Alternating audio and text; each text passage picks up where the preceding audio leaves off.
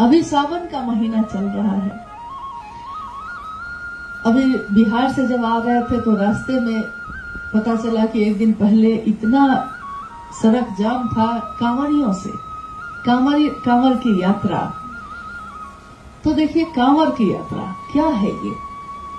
हमारे लिए तो हर मौसम सावन ही है, हर मौसम बसंत ही है। शिव के शिष्यों के लिए क्या दिन, क्या रात, क्या मौसम, क्या नक्षत्र, क्या राशि। लेकिन फिर भी लौकिक जगत जुड़ा है इन बातों से। तो देखिए उसमें एक सीखने की बात है, बहुत ज्यादा, बहुत ही अच्छी बात है सीखने की।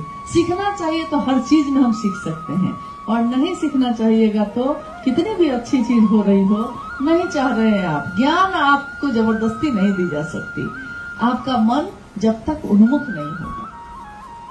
कांवर की यात्रा यानी किसी ने जल का संकल्प लिया है, जल लिया है हाथ में, संकल्प लिया है, महादेव पे चढ़ाना है, शिवलिंग पे चढ़ाना है।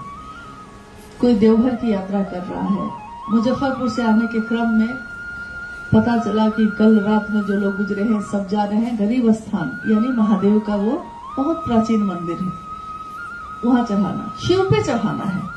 क्या है हाथ में? सबके हाथ में क्या है? जल है, जल ही तो है, नदी का जल था, आपने हाथ में ले लिया। तो क्या दूसरे का संकल्प आपका संकल्प है? नहीं, आपका अपना संकल्प है। ये जो आपके हाथ में है आपका संकल्प है। सब साथ में चल रहे हैं, मीलों का रास्ता पैदल तय कर रहे हैं।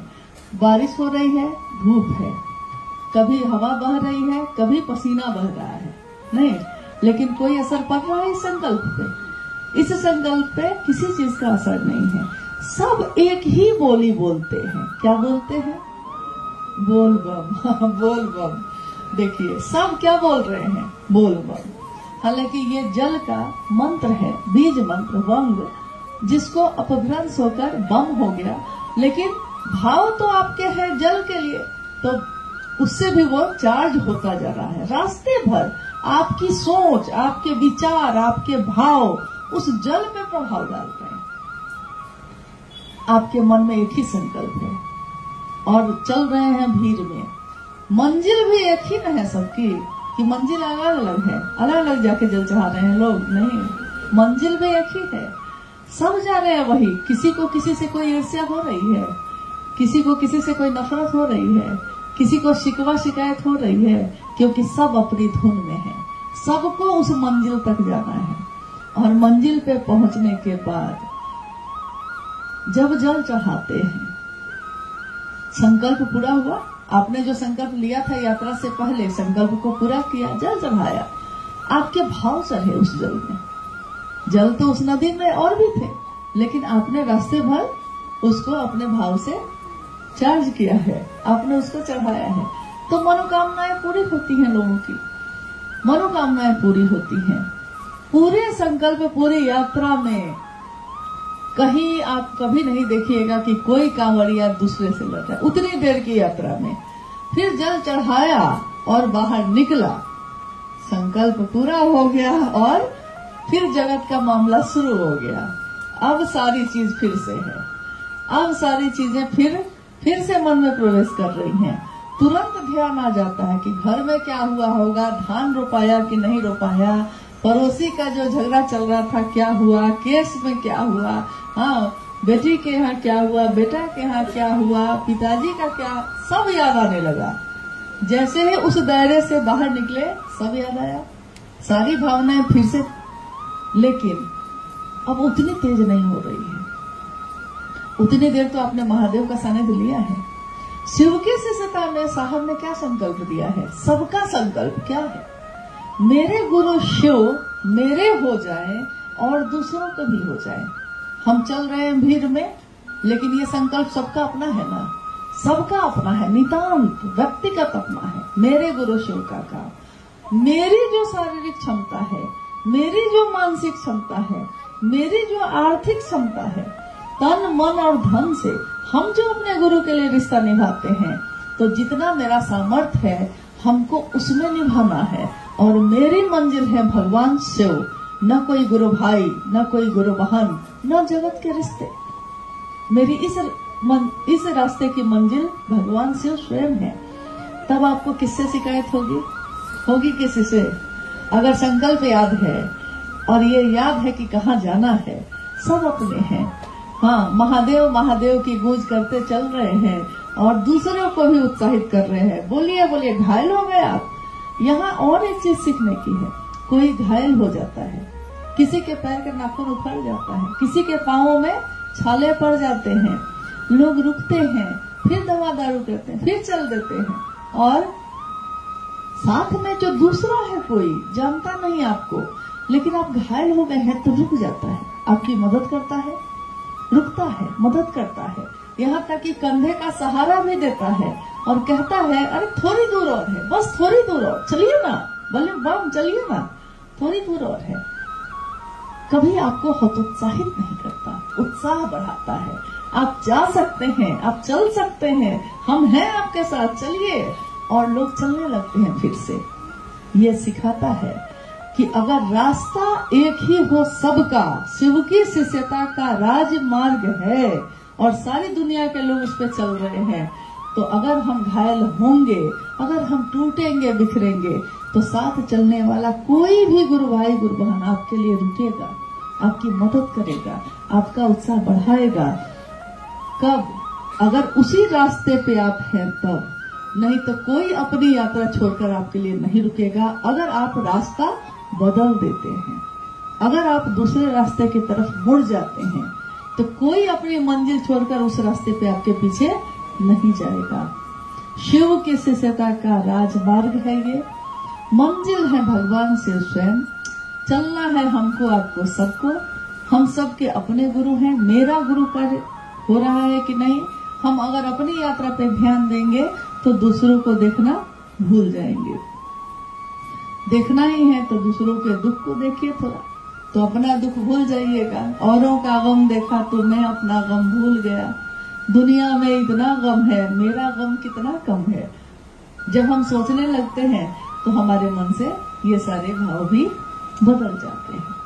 तो इतना ही अनुरोध है कि इस कालखंड के शिव के शिष्य साहब भैरवानंद जी ने, ममतामयी माँ नीलमानंद जी ने जो संकल्प लिया, इतना पावन है ये संकल्प। कितनी सुंदर है ये दुनिया, कितना सुंदर है ये रास्ता, जहाँ सब शिवमय है, सब साथ चल रहे हैं।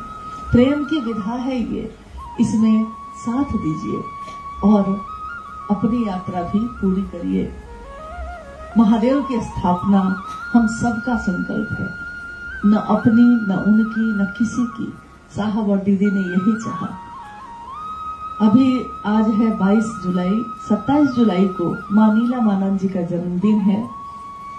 नाग पंचमी के दिन मनातूगढ़ में सन 1952 में 27 जुलाई को दीदी माँ का जन्म हुआ, और नाग पंचमी के उस पावन अवसर पे उस बच्ची के जन्म ने आध्यात्म के रास्ते पे साहब श्री के साथ अलग ही एक भविष्य गढ़ के रखा था, जो आने वाले समय में दिखा।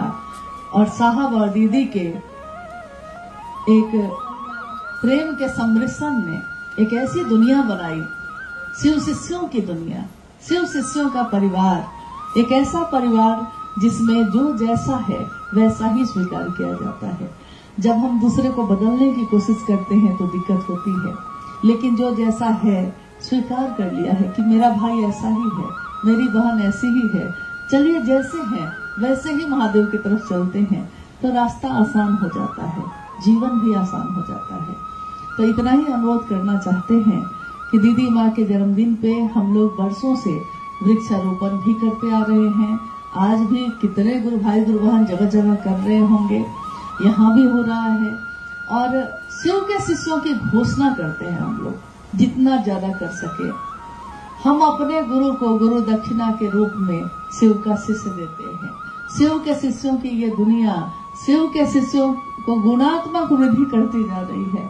हर क्षण हर पल लोग शिव की तरफ बढ़ते जा रहे हैं, और हम सभी की यही कामना भी है। कामना अगर बड़ी हो, कामना अगर ईश्वर की प्राप्ति की हो, तो पूरी कायनात, पूरी दुनिया आपका साथ देती है और सब एक दूसरे का सहयोग करते हैं। आप सब पहली बार, आप में से बहुत सारे लोग पहली बार उपवन के इस स्थल पे आए हैं।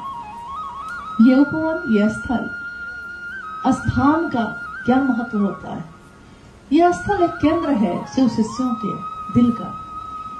मकान केंद्र नहीं होता, दिल कहाँ लगा है केंद्र वो होता है। तो उपवन में जब साहब श्री आए और रहे, शरीर का वो अंतिम समय जो गुजरा है, आओ चले शिव की और रचना जिस स्थल पे हुई है उस स्थल पे हम और आप बैठे हैं। और साहब ने बार बार ये कहा, हम सभी को ये तो जरूर विश्वास है कि जो उन्होंने कहा है हमेशा घटित हुआ है।